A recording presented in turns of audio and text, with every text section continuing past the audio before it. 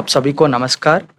Innovation and design thinking television series episode 9th में आप सबको स्वागत करते हैं। हम एपिसोड 1 टू 8 तक डिज़ाइन थिंकिंग का इंट्रोडक्शन, डिज़ाइन थिंकिंग का जो पहले 2 प्रोसेस स्टेप्स है, एम्पैथी और डिफाइन, एम्पैथी का जो स्ट्रैटेजीज़ है और एम्पैथी का जो एक्टिविटीज़ है जो बच्चे स्कूल्स में कर सकते हैं, इस एम्पैथी प्रोसेस को समझने के लिए, और डिफाइन प्रॉब्लम का रूट काज तक जाने के लिए कौन सा स्ट्रैटेजीज यूज़ किया जा सकता है और वो स्ट्रैटेजीज समझने के लिए क्या क्या एक्टिविटी स्कूल्स में कर सकते हैं। उस प्रोसेस स्टेप्स को हमने लास्ट एपिसोड्स में देखा है। और उसके साथ साथ जो बच्चे एक छोटा सा स्कूल में, एक छोटा सा गांव में बैठ के जो सोल्यूशन लाता है, उसको ग्लोबल कनेक्शन कैसे दे सकते हैं या बच्चों को किस तरीके का प्रॉब्लम सॉल्व करना है, उसके बारे में जानकारी देने के लिए एक और एपिसोड किया है हमने United nation sustainable development goals के बारे में। और आज की एपिसोड 9th एपिसोड में हम इसके बारे में जानकारी लेने के लिए जा रहे हैं। जो बच्चे सॉल्यूशंस लाते हैं, क्या ये सॉल्यूशंस पोटेंशियल सॉल्यूशंस है या सॉल्यूशंस लाने से पहले कुछ और प्रोसेस रहता है। हर आइडिया सॉल्यूशन बन सकता है या हर सॉल्यूशन जो आया है वो पहले कौन सा फॉर्म में थे, ये आज का एपिसोड में हम जानेंगे। और ये इन्फॉर्मेशन हम हमारा गेस्ट स्पीकर से लेने से पहले मैं उनका परिचय करना चाहता हूँ। आज इस एपिसोड को आगे बढ़ाने के लिए हमारे साथ 3 वक्ता हैं और उसमें से एक है doctor Ashok Kumar Badoni ji, national award, state award winner है। और हमारे साथ दूसरा वक्ता है सर ब्रिजमोहन शर्मा। सर भी 2 बार नेशनल अवार्ड विनर है और सर कुछ 23 इनोवेशंस बनाए हैं और इसरो, नासा जैसा प्रेस्टिजियस ऑर्गेनाइजेशंस के लिए सर स्पेस कंटेंट का ट्यूटर भी हैं। और हमारे साथ एक सर और एक इनोवेशन कॉन्सेप्ट, एक इनोवेटिव कॉन्सेप्ट लाया है कि साइंस विदाउट बुक्स। तो इतना अच्छा कंट्रीब्यूशन साइंस के लिए, अपना स्टेट के लिए, देश के लिए सर कंट्रीब्यूट कर रहे हैं। एक और वक्ता हमारे साथ है इस एपिसोड में, श्री प्रदीप नेगी जी। सर भी नेशनल अवार्ड विनर है। आइए सुनते हैं हमारा गेस्ट से इस आइडिएशन स्ट्रैटेजीज क्या होता है और इस आइडिएशन स्ट्रैटेजी से हम हमारा सॉल्यूशंस कैसे पोटेंशियल सॉल्यूशंस बना सकते हैं। हमारा वक्ता से सुनने से पहले हम एक छोटा कहानी से स्टार्ट करते हैं। जैसे आप स्लाइड पे देख रहे होंगे, एक जो हम डेली लाइफ में यूज करते हैं, इसको वेलक्रो बोलते हैं। एक आइडिएशन स्ट्रैटेजी में जो आप राइट साइड देख रहे होंगे, ये आप हर गांव में देख सकते हैं, सिटी में, थोड़ा सेमी अर्बन सिटीज में देख सकते हैं कि ये एक छोटा सा सीड होता है एक पेड़ का। तो एक व्यक्ति ने क्या किया, उनका जो डॉग रहता है, पेट डॉग, उनको टॉयलेट के लिए बाहर लेके जाते हैं। तो टॉयलेट करके छोटा छोटा पेड़ों में से घूम के फिर वो वापस आते हैं घर को। फिर इन्होंने ऑब्जर्व किया है वो जो डॉग है उसका बॉडी पे छोटा छोटा ऐसा सीड्स अटैच हुआ है, फिर उसका पॉइंट पे भी। तो उन्होंने ये देखा है बहुत क्यूरियासिटी से, ये कैसे इसको अटैच हुआ है, और उसका स्ट्रक्चर देखा है उन्होंने। अगर आप सीड को देखेंगे जो राइट साइड फोटो में नीचे दिख रहा है, बॉटम राइट में, उसका सीड का जो कॉर्नर है वो जो हुक जैसा है, तो वो हुक पकड़ लेता है किसी को, कॉटन को या कुछ कपड़े को। तो उन्होंने वो चीज देखा है, उनको अच्छा लगा है, इतना जबरदस्ती ये पकड़ता है। क्या हम इस प्रोसेस को, इस फॉर्मूला को, ये ऑलरेडी नेचर में एग्जिस्टिंग है, क्या हम इसको कहीं और पे यूज कर सकते हैं क्या? तो उसको लेके उन्होंने ये जो वेलक्रो बनाया है, जो अभी हम बहुत सारे चीजों में ये वेलक्रो यूज करते हैं, शूज से लेके वॉचेस से लेके बैग्स तक, हर एक चीज में हम ये वेलक्रो यूज करते हैं। देखिए, एक छोटा सा जो नेचर में एक उनका दृष्टि में आया है, क्यूरियासिटी से उनसे उनका जानकारी लिया है, रिसर्च किया है और उसको एक अच्छा वेलक्रो बनाया है। अब ये करोड़ों रुपए का बिजनेस भी बन गया है, राइट?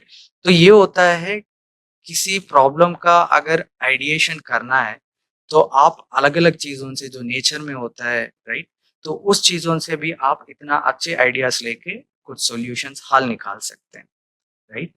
तो और एक, जो हम आगे बढ़ने से पहले हमारा वक्ता से शुरू करते हैं कि आज का क्वेश्चन, सर, ये आइडिएशन बहुत अच्छा प्रोसेस स्टेप है, लेकिन ये आइडिएशन करने के लिए कुछ स्ट्रैटेजीज जो है, ये सबको पता चलना चाहिए। जैसे अगर किसी को आइडिएशन का स्ट्रैटेजी पता नहीं है, तो उस इनोवेशन को इतना भी स्कोप है। मैं देखते रहता हूँ कि बहुत सारे इंस्पायर में जो टेक्नो मेलोस में आते हैं, बहुत उनका जान लगाते हैं सर एक एक आइडिया में बच्चों का। इतना एफर्ट, इतना टेक्नोलॉजी या इतना मन लगाते हैं उस पे। अगर ये थोड़ा सा चीज आइडिएशन टेक्नोलॉजी या टेक्निक पता नहीं है, तो उनका आइडिया या उनका जो ड्रीम है वहीं पे इवापोरेट होते जा रहे। अगर हम इस पे थोड़ा फोकस करके हमारे सारे उत्तराखंड का बच्चों को थोड़ा आइडिएशन स्ट्रैटेजी सिखाएंगे, ताकि ये जो बच्चे इनोवेशंस करते हैं ये स्ट्रक्चर्ड वे में करेंगे, ताकि उनका सॉल्यूशंस अच्छा निकालते हैं। मैंने आपसे ये पूछना चाहता हूँ सर कि इसमें जो पहला स्ट्रैटेजी है सर, रिवर्स थिंकिंग। सब लोग सोचते हैं कि इस प्रॉब्लम का सॉल्यूशन इस रास्ते में ही आना चाहिए, इसको कंडीशनिंग बोलते हैं। तो सब लोगों का दिमाग में ये भी रहता है कि इसको सॉल्यूशन ऐसे ही होना चाहिए, इसको सॉल्यूशन इस रास्ते में ही आना चाहिए। क्या हम ये रिवर्स थिंकिंग में भी अचीव कर सकते हैं सर? ऐसा आपके साथ कभी, आपका बच्चों के साथ कभी हुआ है? जी बिल्कुल। हम स्कूल एजुकेशन में भी इसका इस्तेमाल कर सकते हैं। और जैसे हम बच्चों को कह सकते हैं कि अगर हम कहें कि गुरुत्वीय त्वरण का मान पृथ्वी की सतह पर 9.8 मीटर प्रति सेकंड होता है, लेकिन अगर हम उनको कहें कि उत्तराखंड में यहाँ की जो सतह है इस पे 9.8 नहीं है इसकी वैल्यू, ओके। तो बच्चे कहेंगे कि नहीं बुक्स में तो 9.8 ही दे रखा है। हम कहेंगे नहीं बुक्स में कोई जरूरी नहीं है, सही दे रखा है, हो सकता है कि गलत हो। राइट। तो बच्चे क्या करेंगे, फिर उस तरफ को सोचना प्रारंभ कर देंगे कि क्या सर ने जो हमें बात कही है, नहीं ऐसा तो नहीं है कि ये सही बात हो। करेक्ट। तो उससे क्या होगा, उनकी क्रिटिकल थिंकिंग जो है डेवलप होगी। करेक्ट। इसी तरह से हम जैसे कह सकते हैं कि हरे पौधों में प्रकाश संश्लेषण की प्रक्रिया होती है। यस। और कुछ अगर हमने कह दिया भाई जो कुछ पौधे ऐसे हैं जिनकी पत्तियां लाल हैं, क्या उनमें फोटोसिंथेसिस नहीं होता है? तो फिर वो उस तरफ जो है अपना ध्यान करेक्ट डाइवर्ट करेंगे। तो हमें जो है इस तरह से रिवर्स अगर हम चीजों को करेंगे, करेक्ट, तो हमें कुछ ना कुछ नई चीज बच्चों से मिल सकती है।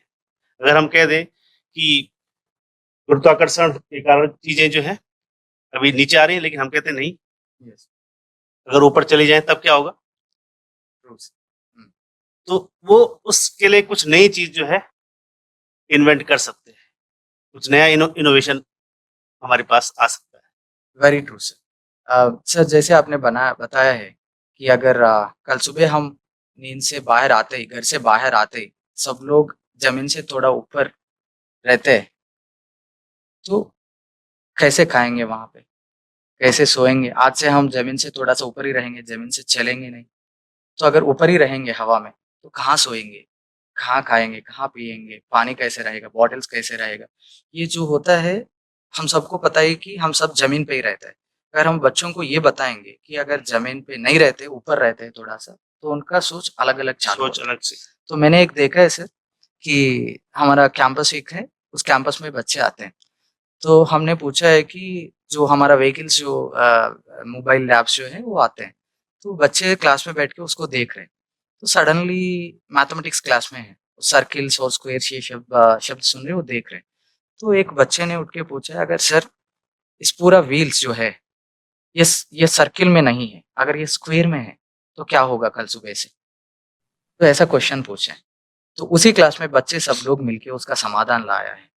स्क्वायर का है तो उसका एरिया ऑफ कांटेक्ट ज्यादा होगा, सर्किल का है तो एरिया ऑफ कांटेक्ट कम होगा, तो मूविंग ज्यादा होगा। अगर स्क्वायर शेप का व्हील्स भी है तो वो मूव हो सकता है। एक प्रोटोटाइप भी बनाया है। जब कलम सर कैंपस को आए थे, हम उनको एक स्क्वायर व्हील का एक गिफ्ट भी दिया था सर। बहुत सरप्राइज हुआ है, और ये क्वेश्चन बच्चों से आया है।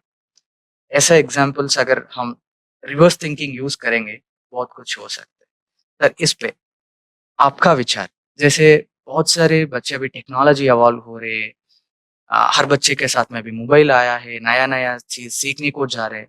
और इसमें दो चीज है सर, कि एक टेक्नोलॉजी बढ़ते आ रहे, और इसमें मॉडर्नाइजेशन भी आ रहे, लेकिन हमारा ट्रेडिशंस वैल्यूज जो है वो भी नहीं जाना चाहिए।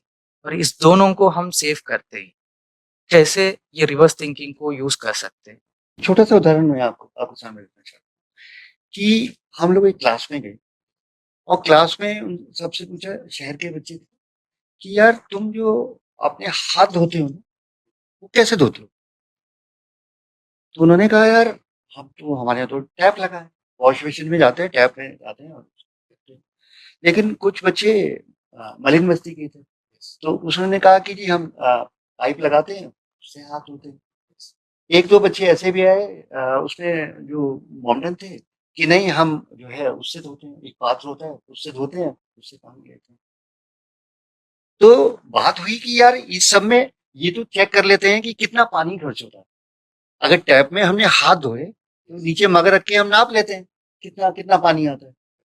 फिर दूसरे बच्चे ने कहा था हम डायरेक्ट पानी में लगा के पाइप से धो लेते हैं उससे। और जो तीसरा बच्चा था उसने कहा कि हम ऐसे धोते हैं। तो क्यों ना यार ऐसा कुछ किया जाए कि यार हमारे हाथ धोने में हम कितनी बार धोते हैं, ये भी बात की बच्चों के साथ। तो किसी ने कहा कि 6 बार धोते हैं। जो सबसे गंदा बच्चा था वो भी कहता था 3 बार तो मैं धोता ही हूँ। तो नेचर है हमारा, बहुत सारे रोजाना नहीं नहाते।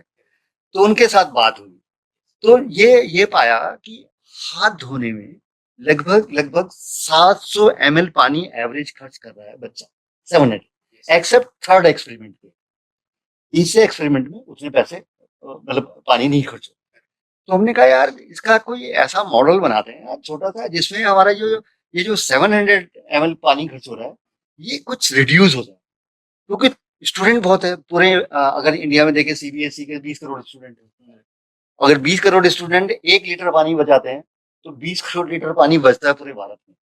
तो कुछ सोचो यार, ऐसा कुछ करते हैं। तो हम लोगों ने उस फॉर्मेट में हमने किया। तो एक छोटा सा मॉडल बनाया गया और मॉडल में सिंपल एक बॉटल ली गई, सिंपल एक होल उसके ढक्कन में किया गया, एक होल नीचे किया, नीचे एक छोटा सा एक्वेरियम का पाइप लगा दिया गया। और पाइप लगा के उसपे जब होल के ऊपर आप अंगूठा रख लेंगे तो नीचे से पानी नहीं निकलेगा, हटा देंगे तो पानी निकलेगा। फिर उसके नीचे, तो ये देखने में आया कि अगर हम इस प्रोसेस से हाथ धोते हैं तो अप्रोक्सीमेटली 70% तक पानी बचता है।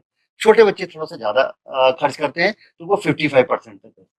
तो 55 to 70% पानी जो है सिर्फ एक छोटे से मॉडल से बचता है।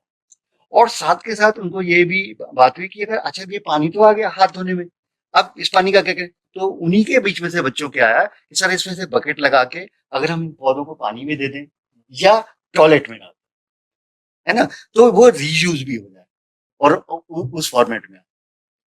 तो मेरा अपना कहना है कि कनेक्ट और ऑब्जर्वेशन।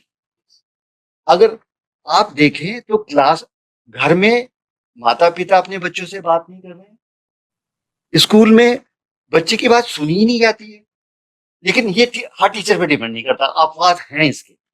कहीं जहां पे इनोवेशन बच्चे ने की है वहां पे टीचर ने बच्चे को बहुत सहनशीलता से सुना है, तभी वो इनोवेशन आ, क्रिएटिविटी। ऐसा नहीं है कि इनोवेशन के बिना खाली पड़ी है दुनिया की, इनोवेशन हो नहीं रही।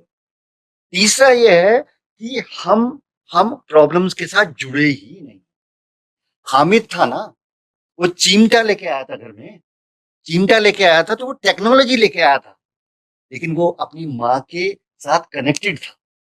तो जब तक हम दिल नहीं डालेंगे प्रॉब्लम के साथ, तब तक मैं नहीं समझता कि कोई इनोवेशन आने वाला। सर आपका बातों में से मुझे एक कोट याद आया है अरिस्टोटल का। तो उन्होंने कहता है कि जब तक आप दिल को एडुकेट नहीं करते तब तक आप दिमाग को कितने भी एडुकेट करोगे ये एडुकेट होता ही नहीं। और ये जो इनोवेशन डिजाइन थिंकिंग का हम बात करते हैं ये दिमाग का लैंग्वेज नहीं, ये दिल का लैंग्वेज है। तो आपने जैसे बताया कि टेक्नोलॉजी एक है और टेक्नोलॉजी यूज करके हम कुछ प्रॉब्लम्स को बहुत उलझा रहे हैं। उसके ट्रेडिशनल वे भी है, उसको सॉल्व कर सकते हैं, रिवर्स थिंकिंग में आके सोच के भी कर सकते हैं। Very nice sir, thank you so much. Sir अभी आप स्लाइड पे देख रहे होंगे इस रिवर्स थिंकिंग में लेफ्ट साइड में जो एक बॉक्स है, तो बहुत सारे कंफ्यूजन होते हैं कि जैसे स्कूल्स में पूछते हैं सर, कोई आके करियर गाइडेंस सेशंस में ऐसा पूछते हैं कि आप क्या बनना चाहते हैं। तो सब लोग बोलते हैं कि हम डॉक्टर बनेंगे, हम इंजीनियर बनेंगे, ये नाम के वो से बोल देते हैं टेम्पररी। लेकिन ये जब हमने सर्वे किया था उस सर्वे में पता चला है कि बहुत सारे स्टूडेंट्स को ये कंफ्यूजन रहते हैं और डिपेंडेंट है। कोई आके बोलेंगे 10th के बाद जी, में, जी। कोई आके बोलेंगे इंटर के बाद में। तो ऐसे ही एक स्टूडेंट का दिमाग में एक सवाल आया है कि मैं अच्छा जॉब करने के लिए क्या पढ़े, ये एक है। लेकिन उसको रिवर्स थिंकिंग में सोचेंगे, पहले आप क्या अच्छा जॉब करना चाहते हैं। आप नेवी में करना चाहते हैं, वो अच्छा जॉब है। इंडियन बॉर्डर में करना चाहते हैं, इसरो में करना चाहते हैं, पहले जो अच्छा जॉब करना चाहते हैं वो सेलेक्ट करो। फिर वो सेलेक्ट करेंगे तो आपको ये पता चलेगा कि आपको क्या पढ़ना है। तो पहले का जो है वो नॉर्मल थिंकिंग है, और ये रिवर्स थिंकिंग में सोचा है ताकि उनको पता चला आगे जाके वो क्या जॉब करे, उसके हिसाब से अभी से एक एक स्टेप उसके लिए बढ़ते जाए। और सर आजकल का बहुत सारे गवर्नमेंट्स टेक्नोलॉजी का इस्तेमाल किया जा रहा है स्कूल्स में, और बच्चों को टैब्स भी दे रहा है। क्या इसमें कुछ रिवर्स थिंकिंग यूज कर सकता है क्या? इसमें रिवर्स थिंकिंग इस्तेमाल किया जा सकता है। जैसे आप देख रहे हैं कि बहुत सारी संस्थाएं या गवर्नमेंट्स सरकारी स्कूलों में टैब देती हैं बच्चों को, लेकिन उसके बाद उसे कोई मॉनिटर नहीं करता है कि टैब्स का इस्तेमाल बच्चे पढ़ाई में कर रहे हैं या नहीं कर रहे हैं। तो वहाँ पे एक समस्या ये आती है कि बच्चे टैब तो ले लेते हैं, घर में कोई उनका ठीक प्रकार से मॉनिटरिंग नहीं करता है, तो बच्चे क्या करते हैं कि जब उन्हें कोई नहीं देख रहा तो उसमें गेम्स खेलने लग जाते हैं या इलीगल वेबसाइट देखने लग जाते हैं। ठीक है, तो बहुत सारी ऐसी एक्टिविटीज करते हैं जो कि उनके लिए ठीक नहीं है। यहाँ तक कि साइबर क्राइम भी बहुत बढ़ रहे हैं, तो उसमें भी खासकर लड़कियों के लिए तो बहुत ही ज्यादा टैब डेंजरस हो जाता है। अगर वो किसी सोशल साइट में कोई चीज पोस्ट कर दें, फोटो पोस्ट कर दें, वीडियो पोस्ट कर दें, तो वो उनके लिए खतरा है। तो इसी को हम रिवर्स थिंकिंग में अगर देखें कि हम कैसे वो जो जितनी आसानी से बच्चे वो टैब का इस्तेमाल कर रहे हैं उसे हम कंट्रोल करें। रिवर्स थिंकिंग मतलब उनके लिए कठिन हो जाए कि ये चीजें उनके टैब में ना चले। तो इसके लिए हमें क्या करना पड़ेगा, इसके लिए हमें ऐसे ऐप उनको देने चाहिए, एजुकेशन ऐप, कि वही चले उनके टैब में, कोई नेट ना चले। अगर नेट चले तो दूसरी जो सोशल साइट है जो उनके लिए हार्मफुल है वो उसमें प्ले ना हो, गेम ना चले। तो ऐसा मतलब रिवर्स थिंकिंग के माध्यम से हम कंट्रोल कर सकते हैं ये वाली जो आजकल जो समस्या है, क्योंकि हम इसको बंद भी नहीं कर सकते क्योंकि हमारे लिए भी बहुत यूजफुल है। क्योंकि जो आजकल हाइब्रिड लर्निंग है वो बहुत इंपॉर्टेंट है आज की तारीख में। जो हमारा न्यू एजुकेशन पॉलिसीज 2020 में जो लागू हुई है उसमें हाइब्रिड लर्निंग के बारे में दिया गया है कि अगर स्कूल में ऑफलाइन पढ़ाई हो रही है तो घर में भी ऑनलाइन होनी चाहिए। तो जो ऑनलाइन एजुकेशन के खतरे हैं तो उसे हमें कम करना चाहिए। तो रिवर्स थिंकिंग में जाकर हम ये सारी प्रॉब्लम को सॉल्व कर सकते हैं। मैं ऐड करती हूँ। हाँ, नेगी साहब ने बहुत सही बात कही। मेरा ये कहना है, इसके लिए हमारे वेदों में कहानी है। जो भी आप बच्चे को कुछ दे रहे हैं वो एक रिसोर्स है। तो जब भगीरथ ने ब्रह्मा जी की तपस्या की, उन्होंने कहा गंगा दे दो, तो उन्होंने कहा कि यार तू गंगा संभाल पाएगा, यानी गंगा वाज ए रिसोर्स। तो उसने कहा क्या करूं, तो उन्होंने कहा रिसोर्स मैनेजर जो मास्टर है उसके पास जा। तो वो शिव के पास गए, शिव की तपस्या की। शिव ने कहा यार तू गंगा तो नहीं संभाल पाता, तेरी हिम्मत नहीं, तो मैं ऐसा करता हूँ कि तुझे एक बाल के बराबर गंगा देता हूँ। और उन्होंने एक बाल के बराबर गंगा दी। यानी कि रिसोर्स देने से पहले अगर हम उस रिसोर्स का सही मैनेजमेंट बच्चे को नहीं सिखाते हैं, टीचर को नहीं बताते, बहुत जगह पे है हमारे जो अध्यापक है ब्रिलियंट है लेकिन एक्सपोजर नहीं है। एक्सपोज तो हमें करना पड़ेगा ना। तो अगर हम रिसोर्स देने से पहले रिसोर्स के फायदे डोंट्स और इसके क्या भविष्य में नुकसान हो सकते हैं विद एन एग्जांपल बच्चे के साथ शेयर कर दें, बच्चा बहुत सेंसिटिव होता है और सबसे ज्यादा ओबीडिएंट भी होता है। मतलब वो हकीकत देखे, छोटे बच्चे से बात करेंगे तो क्या बनना चाहते हो, तो यही बोलता है मैं टीचर बनना चाहता हूँ, कुछ और बनना नहीं चाहता सर। तो ये बहुत जरूरी है कि रिसोर्स मैनेजमेंट देना बहुत। तो ये जो रिसोर्स मैनेजमेंट आपने बताया है सर, जैसे एक छोटा सा भी प्रोग्राम करें हम, या छोटा सा प्रोग्राम से लेके बड़ा कंपनीज भी जो है, इतना बड़े कंपनीज जो छोटा सा हमारा दुकान से लेके एप्पल कंपनी तक जा सकते हैं, इसमें से 10 मैनेजमेंट सिस्टम होता है, उसमें से resource management very very useful है। तो हम भी करते हैं कि जब शादी का बात आते हैं किसी के घर में, तो हम पोस्ट कार्ड किसको देना है, या डिनर कौन अरेंज करना है, तो अपना अपना स्किल स्ट्रैटेजीज के हिसाब से उनको देते हैं। ये रिसोर्सेस अच्छे से यूज करते। आप एक अच्छा वेदों का स्टोरी लेके बताए सर, आप thank you so much for that. तो हम आगे का एक स्ट्रैटेजी है, उस स्ट्रैटेजी के बारे में देखेंगे। सर इस स्ट्रैटेजी है कि बच्चों को आइडियाज आना चाहिए, लेकिन कभी-कभी हमारा क्या होता है, कभी-कभी नहीं बहुत ज़्यादा टाइम हमारा क्या होता है, हम सिर्फ हमारा दृष्टिकोण से देखते हैं उस प्रॉब्लम को।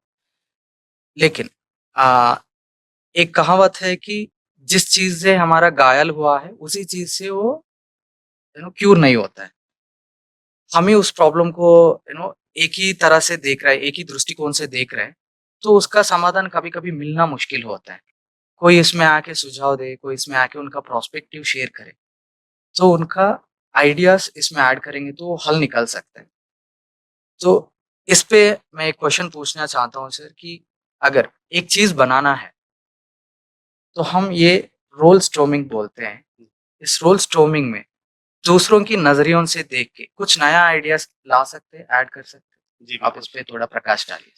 हाँ, आपने बहुत अच्छा प्रश्न किया है और चूँकि विद्यालय स्तर पर बहुत सारी प्रतियोगिताएँ भी होती हैं, उनमें इंस्पायर की जो प्रतियोगिता है वो भी है। उसके लिए कई बार जो बच्चे जो मॉडल डिज़ाइन कर रहे हैं, अगर हम इस रोल स्टॉर्मिंग को उसमें इस्तेमाल करें, तो बहुत बेहतर चीज़ें हमारे सामने आ सकती हैं। तो जैसे स्क्रीन में हम देख पा रहे हैं कि अगर अलग-अलग जो लोगों का रोल है, उसके हिसाब से अगर कोई चीज़ डिज़ाइन करनी है, जैसे एलन मस्क अगर हम रख दें, तो एलन मस्क के आइडिया से अगर हम देखें, तो जो कार हम डिज़ाइन कर रहे हैं, हो सकता है वो बिना ड्राइवर की हो, ड्राइवर की हो सकती मतलब टेक्नोलॉजी है। Yes, based. करेक्ट। दूसरा अगर हम यहाँ पर देख पा रहे हैं स्क्रीन में जो दलाई लामा है, यस। उनके आइडिया से अगर उसको डिज़ाइन करें, हुँ। तो वो स्पिरिचुअल टाइप की हो सकती है। कि उसमें हो सकता है कि उसमें जो बुद्ध स्पिरिच हैं, उनकी प्रतिमा कहीं पर आ जाए, शांति से उसकी रहें, हाँ, उसका जो स्वरूप है, उस तरह से हो जाए। स्पिरिचुअल गाना है उसमें। या अगर हम कोई महिला है, वो डिज़ाइन करना चाह रही है उस चीज़ को, यस, तो वो बना देगी कि इसको कलरफुल होना चाहिए। यस, तो अलग-अलग लोगों के नज़रिए से अगर हम कोई चीज़ डिज़ाइन करते हैं, करेक्ट। तो हमारा जो आइडिया होगा और यस, भी बेहतर हो सकता है। हमारे पास ज़्यादा से ज़्यादा चीज़ें आएँगी, सामने आएँगी कि हम जो मॉडल बना रहे हैं, करेक्ट। उसको हम कितनी तरह से डिज़ाइन कर सकते हैं। Very true sir. सर अगर इसी एग्ज़ाम्पल में एक ऐड करना चाहता हूँ, जो अभी बहुत सारे मेन यूज़ कर रहे हैं, यूथ यूज़ कर रहे हैं महिंद्रा थार, उसका डिज़ाइनर है एक महिला। तो उसको समझ में आया है कि इसको क्या पसंद है। मतलब इसमें कितने लोगों का हमारे नज़रियों से वो देखा है, कि वो स्टीयरिंग पे बैठेंगे तो अच्छा बीस्ट जैसा होना है, स्टीयरिंग लुक ऐसा होना है। तो हमारे जगह में आके वो उसको डिज़ाइन किया है।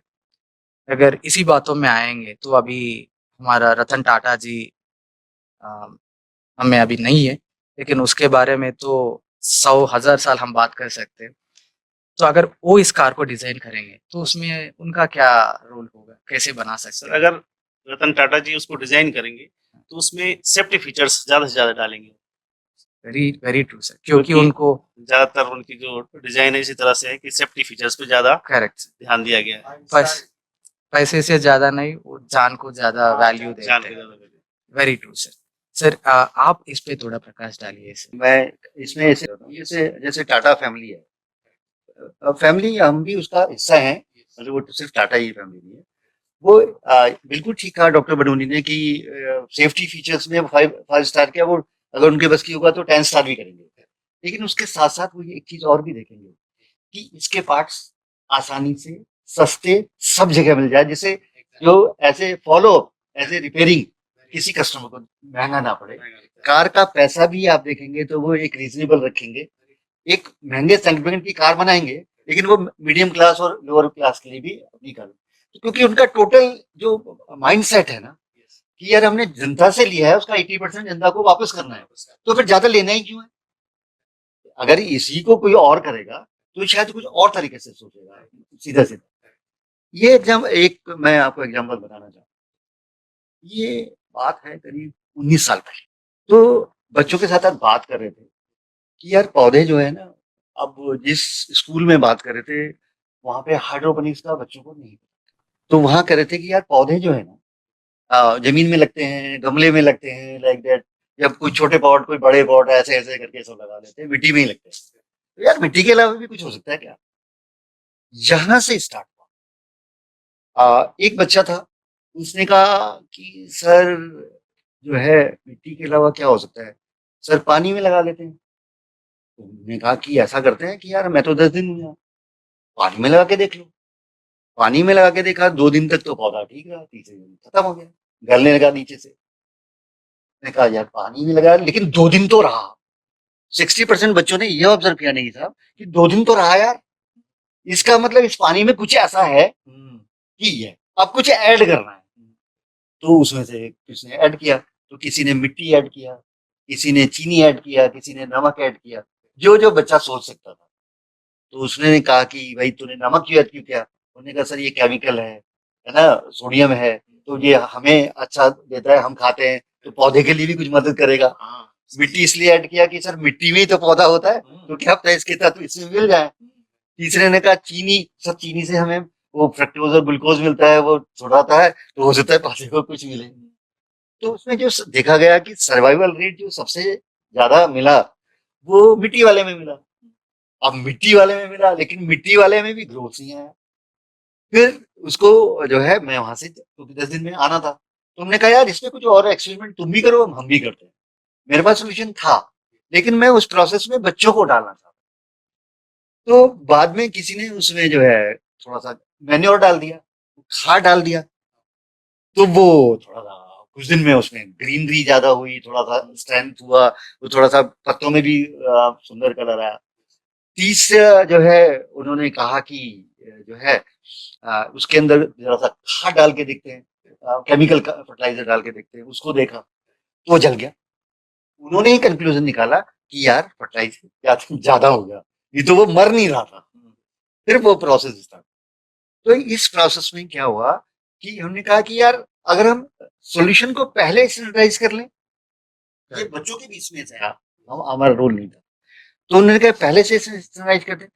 अब उन्होंने स्टैंडर्डाइज क्या होता है? मैंने कहा मुझे क्या पता है स्टैंडर्डाइज क्या होता है, खुद देखो। तो उन्होंने अपना दाएं बाएं से टीचर से पूछा स्टैंडर्डाइज का मतलब क्या होता है। तो एक टीचर ने उनको बताया कि यार सब्जी खाते हो ना, उसमें जो माता जी नमक डालती है ना, वो तेज नहीं होता कभी भी और कम भी नहीं होता, वो स्टैंडर्डाइजेशन है। सिंपल बात में वो गुरुजी ने बताया, सिंपल। तो ऐसे ही समझ लो कि उस पौधे के लिए तुम्हें चाहिए क्या। तो उन्होंने कहा ठीक है। फिर उन्हीं के यहाँ पे एक टेक्सोनोमिस्ट थे, तो हमने कहा यार जिस पौधे को तुम पानी में लगाना चाहते हो ना, वो टेक्नोलॉजिस्ट से पूछ दो कि उसको पानी चाहिए भी नहीं चाहिए, उसको चाहिए तो कौन सा मिनरल चाहिए। अब मेरे को तो पता नहीं यार, मैं तो केमिस्ट्री का आदमी, मैंने उनसे बिल्कुल पल्ला झाड़ा। तो टोक्नोमिस्ट के पास गए, तो उसने कहा कि यार एक काम करो कि तुम क्या लगाना चाहते हो। उन्होंने कहा सर ये कैक्टस लगा लेते हैं, पहाड़ में कैक्टस बहुत है। उन्होंने कहा वो लगा लेते हैं इसमें, तो बोला, लगा लो फिर। उन्होंने कैक्टस के बारे में बता दिया कि उसको कम पानी चाहिए, बहुत ज्यादा पानी नहीं चाहिए, उसमें मिनरल्स भी कम चाहिए, मिट्टी का जो है, और स्टैंडर्डाइज का सॉल्यूशन बनाना चाहते हो तो उन्होंने हल्का सा रास्ता दिया कि जो जो तुमने पौधा लगाने के बाद डाला पानी में, वो पहले लगा लो, पहले डाल के देख लो। तो पहले उन्होंने किया कि पहले डाला तो सॉल्यूशन का रखा। फिर उन्होंने कहा यार ये जो पौधा है ये सुंदर किस लिए होता है, जो संश्लेषण और आपने कहा, उन्होंने कहा यार यूवी लाइट और ये सब चीजें, तो यार ये सॉल्यूशन तो यूवी लाइट में रख के देखते हो, दोनों में कंपैरिजन कर लेंगे। तो वो दोनों में कंपैरिजन किया गया, दोनों में पौधे लगाए गए, जो और उस पानी को छान के उसमें डाल दिया गया, तो ट्रांसपेरेंट हो गया, तो वो लगाया गया। तो जो यूवी लाइट में रखा गया था उसमें रूट जो है 14 दिन बाद आई, जो अंधेरे में रखा गया था उसमें रूट जो है 22 दिन बाद आई। तो एक ऑब्जर्वेशन है, अब रूट्स आ गया है, इट मीन्स पौधा सर्वाइव करे। हम लगभग नजदीक पहुंच चुके। तो कई इसमें टैक्सोनॉमी, जैसे आपने कहा ना रतन टाटा जी, ये लालिमा, ये तो ऐसे ही इन बच्चों ने जो केमिस्ट्री चीज का भी ज्ञान को लिया, वो टैक्सोनॉमिस्ट भी लिया, सॉइल साइंस भी लिया, है ना, जर्नल भी लिया। वो चीनी कहाँ से आया था, मैंने उस बच्चे से पर्टिकुलरली बाद में एक सवाल आया कि यार तूने चीनी क्यों डाला था। तो उन्होंने कहा कि हमारी माता जी ने कहा कि अगर आदमी को चक्कर आता है ना, वो चीनी खा ले तो वो उसको जान पड़ जाती है, तो हो सकता है पौधे में भी जान आ जाए। यहाँ से आया था। सोडियम क्लोराइड कहाँ से आया कि सोडियम क्लोराइड जो है ना, जो है शरीर के लिए अच्छा होता है, तो इसलिए हमने चला, हो सकता है पौधे के लिए भी अच्छा हो।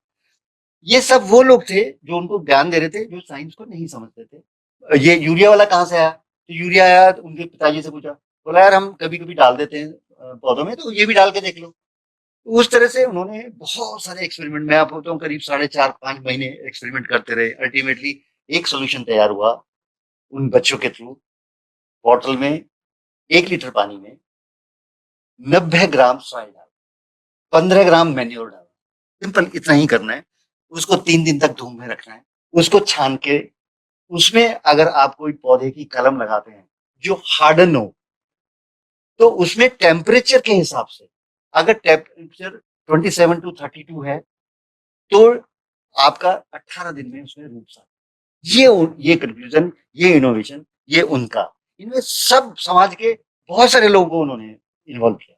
सबसे कुछ ना कुछ हाँ, लिया हाँ, सबसे सबका है और सबका अपना ओपिनियन है। बहुत से ओपिनियन फेल हुए, लेकिन एक रास्ते थे रिवर्स थिंकिंग के, अलग अलग रास्ते थे। उनमें से ये हुआ, जैसे एडिशन से कहा गया ना कि मजाक करते थे, हाँ क्या हुआ तुम्हारा बल्ब का, तो उसने कहा इतने तरीकों से बल्ब नहीं बन सकता है, ये तय हो चुका है। तो ये बहुत इंपॉर्टेंट है कि इतने तरीकों से ये नहीं हो सकता। तो जैसे बोलते हैं कि सर बच्चे सच्चे मन से सच्चे होते हैं, तो वो हर लोगों की जगह में आके देखते हैं।